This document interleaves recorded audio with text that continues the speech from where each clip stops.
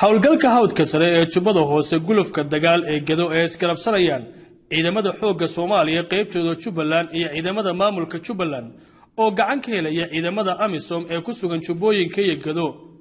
kana socda wadamada Kenya iyo Ethiopia waxay u muuqdaan mid sii siqaya oo si tartiib ugu fidaya meelaha ururka Al-Shabaab ay ka taliyaan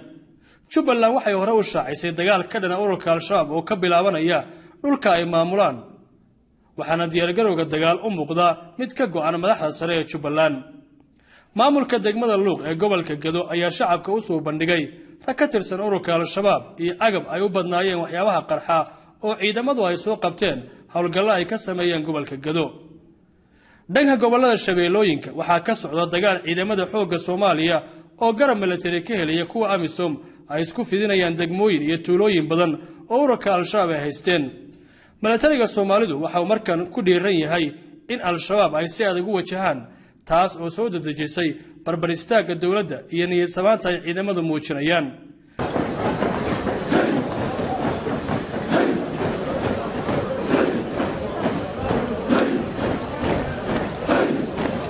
madaxweynaha qaranka ayaa dhowr jeer ka soo muuqday warbaahinta isagoo xiran tuutaha militariga xirooyinka ciidamadana si joogta u booqanaya si dagaal ugu booriyo ciidamada xoogga waxaan aaminsanahay inaan ka guulaysanayno shabaab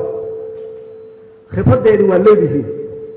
wadaniyadeedu waa leeyihiin waa soo aragteen dawlad istaagan oo xoog waa soo aragteen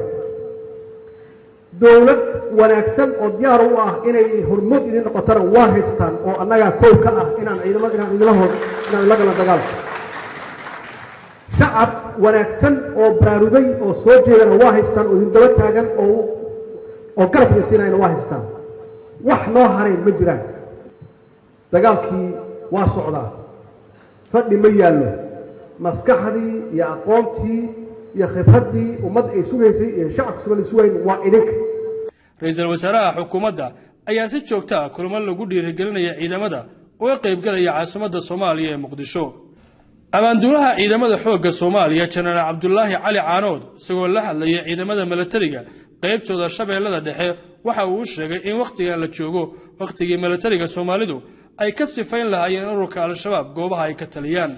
caradii shacab ee ka dhalatay qaraxii Soobe waxa dawladda dhexe ay u muuqataa inay markan ka faa'iideysanayso fursadda kacdoonka shacabka si hawlgallada ciidamada loo dhiirigeliyo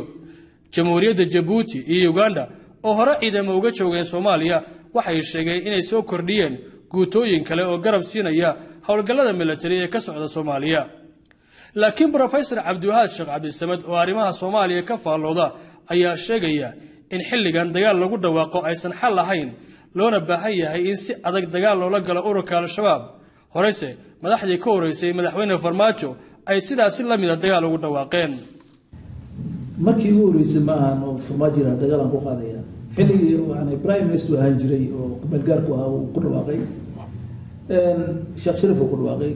Xasan Sheekh uu ku dhawaaqay asna uu ku dhawaaqay dagaalkan Al-Shabaab laba shay oo lagu guuleysan karo mid waxa weeye international community oo daacad ka tahay jibiyo international community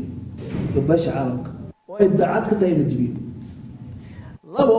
in la helo ciidan Soomaaliyeed oo central command oo dhisan leh saddex ama saxaabada qof saxaabada diray waxa weeyaan in ay dowlad jahan jibiyo ururada Soomaaliyeed la kiciyo ilaa maanta waxa lagu dagaalama masiirku madawaa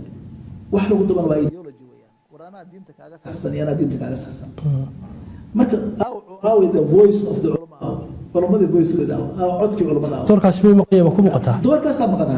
waa marka culamada Soomaaliyeed ay soo baxaan ay kala cadeeyaan waxaan xaq ba misxaq ma culamada Soomaaliyeed waa inay kala cadeeyaan in Al-Shabaab ku taageernay iri xaq darayeen aan kala leexnay culamada Soomaaliyeed waa inay kala cadeeyaan laba shay inay Al-Shabaab saxsan tahay aan taageernay in Al-Shabaab qaldihiin aan iska celinay doorkooda ma qana doorka culimada weeyeen ayaa meesha ka maqan marka waa in la helo culimo la helo ideology hal marka jibin kara la helo maxay qof inaad dishid shaqay ku qaadanaysaa laakiin ideology inaad dishid sanado badan bay ku qaadanaysaa marka ideology hal la dilay u baahan tahay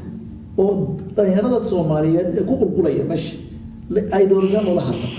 dhaqa shaqo loo abuurayga shaqo loo hadlo gulufka military ee iskarabsanaya kana socda gobolada fadhiga oo Al-Shabaab waxay u muuqdaan kuwo waxoogaa ka duwan sidii hore waxaana niyad wanaag ka muuqda ciidamada iyo saraakiisha hogaaminaysa dowladda Soomaaliya ayaa sheegaysa inay ka go'an tahay inay dalka ka sifayso ururka al-shabaab laakiin kooxda al-shabaab oo hubaysan ku dhawaad 10 sano waxay dagaal kula jiraan dowladda Soomaaliya iyo ciidamada AMISOM